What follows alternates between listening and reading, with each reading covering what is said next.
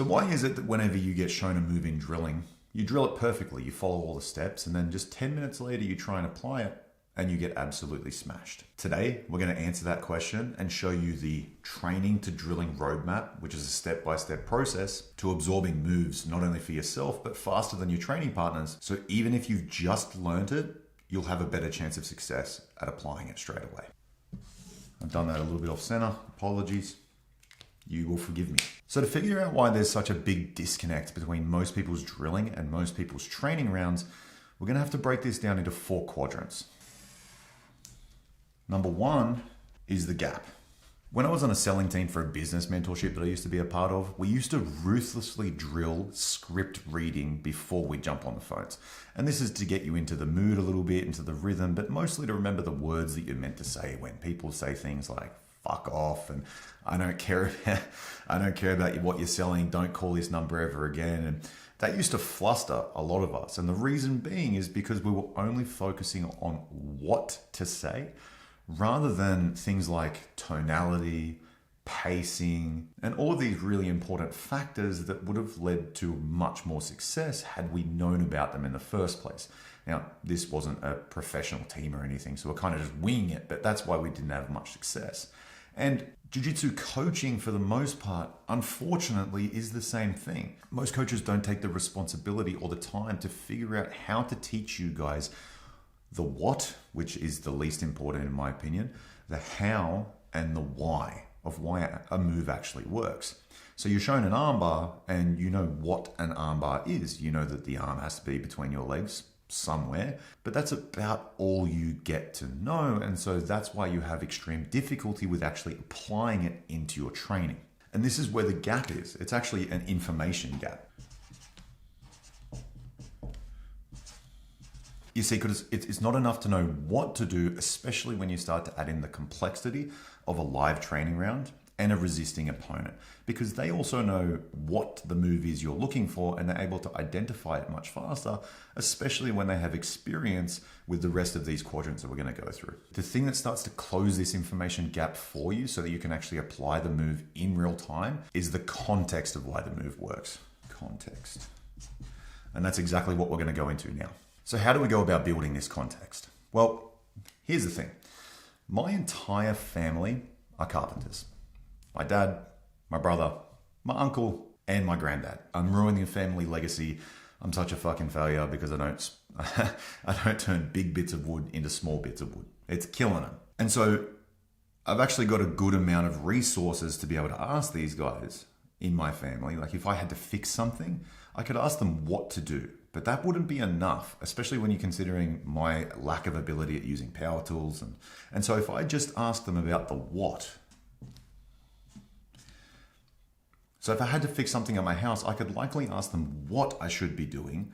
But if I didn't go the extra step to figure out how and why I should be doing those things in the first place, then I'm probably not going to have a lot of success at implementing their advice. Unfortunately, like what we were speaking about before, most coaches only teach you about the what. So you know what reverse del heaver is.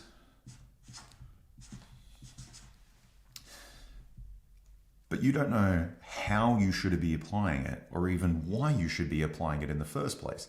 And this is the gap. This is the information and the context gap that's keeping you stuck. If you were just taught or if you were just focused on this while you were in the drilling component, again, you're only getting a third of the image. And so let's break this down in a real world example that you guys can follow along and see how these information pieces start to come together to give you success and minimize the gap between drilling and implementing that drilling successfully in training. Let's say you're shown a body lock pass, and your coach goes through what that actually is. And you look at the move and you go, okay, so what is a body lock pass? Lock your hands, sprawl your legs, get to side control. Now that's a very basic, bare bones understanding, but that's unfortunately what most of you guys are being taught and expected to then be able to implement it in a live training session, which, as you will notice, you're probably getting stuck in close guard and that doesn't really fucking work. Now, why is that? It's because we need to fill in the other thirds of the information so that you can actually understand why you would be using a body lock in the first place. And that's what we'll go to next. Why? In our body lock specific example, the reason why you would use a body lock is because you were able to put your partner's shoulders behind their hips enough for them to throw their hands back and post on the mat, therefore stopping them from stopping you actually gaining access to your hands being around them. Because if they can keep their arms in tight, the likelihood that you get to a body lock is very little. And if you were just focused on the what, you're going to be having mixed success at best until you learn why. So now you know one extra piece as to why a body lock should be used in the first place. You can see how your success in implementing the move from drilling to training would be increased. Now, we haven't got the entire piece of the puzzle yet, but you're starting to see why this is important. We've got to go through the next third, which is the how. And this is the last third of the information. Even though you know what a body lock pass looks like and why you'd actually be setting it up in the first place, if you don't know how to use that lock correctly, you're going to end up in close guard and you're not going to be very happy with your results. The how of why a body lock actually works is so you can pull their hips in, meaning their hooks are useless. And that's the whole reason as to why we use body lock passing in the first place, is to destroy their ability to use their legs, especially when they're flexible and really annoying, because body locks are a great opportunity to deal with bendy guard players because you're kind of defeating their legs without them being able to use them. Now, the how doesn't just stop there because that's just talking about the entry. What about the completion of the pass? How do you actually do that? We know we want to get to side control through the what section, but we don't know how to get there the most efficient way. The next piece of the puzzle is how do we even get around their legs in the first place? And the best way to do that is keep their heels compressed to their butt as you lay the leg down of the direction that you're passing to. So if you're passing to your left, you want their right leg to be flat on the floor. And I'll explain why in a second. Floor. Reason being is if you're looking at somebody's femur, it's quite a long part of their body, even if they're really short. Versus if you're looking at somebody's leg lying down, the thickness of their quad, no matter how many squats they do, is only going to ever be maybe this big. Versus the length of their femur is going to be this big. Now, would you rather jump over a hurdle that was at your shin height, or would you rather jump over a hurdle that was at your head height? You're probably not going to get over the hurdle at head height, but you definitely will get over the hurdle at shin height, even if you're completely unathletic and physically bankrupt. This is how we get past their legs in the most efficient way possible when we're using body lock passing. So now you can see that once we've filled in the rest of the thirds of the information that you were missing, the likelihood that you succeed with implementing this is 10 times greater than if you didn't have this context. Now, this is going to be slightly difficult to gain at the very beginning. Obviously, you guys are white belts, blue belts, purple belts, brown belts. Some of you are still figuring out what half guard is, what side control is. You don't even know how to take it back. This is one of the ways you can start to supercharge not only your learning, your implementation, but your understanding of the sport. Don't just do what everyone else does and focus on the what. Because then you'll be getting what everybody else does. And 90% of Jiu-Jitsu students quit before blue belt. So if you want to do that, just focus here. If you want to actually get to a superior understanding and a place where you can drill a move 3 to 5 times and then implement it straight away into your training, you're going to have to focus on these key areas the absolute most.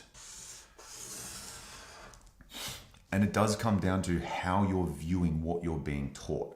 So when you're in a drilling session, don't just look at what it's meant to look like. Don't just look at the other people. Don't just take on the information on face value. Think about why it works. Think about how you would apply that in your training session. Think about how that already fits into the body of knowledge you have, no matter how small, because then you're going to be able to link things together and start to solve problems by focusing on the whys and the hows. That's going to increase your understanding. The last part of this that's going to tie all this in together and make sure that you rarely forget any details ever again, and that you develop a superior understanding to the majority of your training partners, is teaching. Now, I've been fortunate enough to train with the best in the world, and in the no-gi context, that's Gordon. Most people falsely assume it's just a superior skill set, he's been training for longer, so on and so forth, but it's actually a superior teaching ability that has enhanced his understanding. You ask him a question, he's like a fucking encyclopedia. He'll just come up with an answer, and then he'll also demonstrate not only the what for about 10% of the information, but the 90% of the information. And how I started to think like this was the why and the how. It was all about the context of what made the move successful and very little about what it actually was. And that's why this is so important to learn, because it comes from the best of the best at the very top. I don't expect you, if you're a white belt or a blue belt, to go and teach brown belts and stuff. Obviously, there's going to be a disconnect there. They're probably not going to like it that much. They might have a chip on their shoulder or an ego, which is going to end badly for you trying to teach them something. But if you could teach somebody at your rank, if you could teach somebody at home, if they're willing to listen to you, teach a fucking pot plant for all I care. As long as you're embodying the act of teaching, it means that you're breaking the information down, you're synthesizing it, and you're actually paying attention to what the move is, why it works, and how it would be best applied. And I guarantee you, even if you are just doing this to inanimate objects, it doesn't matter. It's going to enhance your understanding, because if you can teach it, you genuinely get it. And try and impart this. I try and do this with all my students. I say to them every single time I'm teaching them something, and this is the exact way that I teach, by the way. So if you want to be taught by me this way, link down below. I try and teach them as if they were a golden retriever that speaks Spanish. And I know that sounds funny, and it's not to belittle them whatsoever. It's not to say that they're stupid. It's not to say that they are incapable of learning. It's to say that I want it to be so simple that a dog that speaks another language could understand what I'm saying. And that is going to remove all the friction and all the resistance that most people experience in the information gap section. If you can start to teach whatever you're learning and start to impart these 3/3 instead of just the first third that everybody focuses on, and that's why most people suck, you're going to be able to embody that information, and then you're going to be able to use it straight away. So even if it's just you teaching yourself, and it might sound stupid, it might feel weird talking to yourself and trying to teach yourself something, you will learn at a much faster rate, you will close the gap, and you will start to develop a superior understanding. I can guarantee it. I did it myself, and this is exactly how I did it. So now you've got a step-by-step roadmap to building a superior understanding by watching what's going on in the drilling and adding context so that you can apply the move straight away. We now need to fix the problem of what you're bringing to training on your own via your study. Most people cannot implement what they study, and I've solved that in this video. So if you click here, I'll take you through those exact steps, and I'll see you on the other side.